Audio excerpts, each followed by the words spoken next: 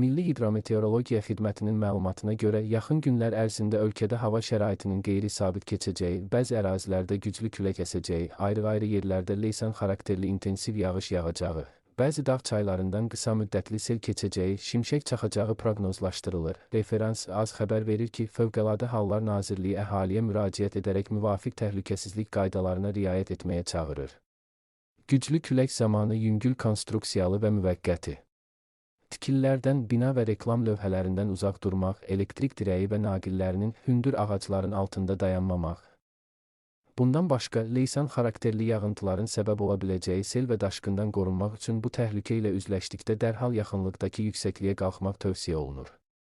Margarita Pizza eyni zamanda ildırımla bağlı təhlükələrdən qorunmaq üçün elektrik cihazlarını şəbəkədən ayırmaq, telefonla, sabit şəbəkə, mobil, taksofon və danışmamaq, açıq havada olarkən elektrik xətti, ildırım ötürücüsü, navalça və antenaya yaxınlaşmamaq, hündür ağacların altında daldalanmamaq və bu məqsədlə nisbətən çökək yer seçmək, avtomobildə olduqda isə hərəkəti dayandıraraq şüşələri qaldırıb ildırımın bitməsini gözləmək lazımdır.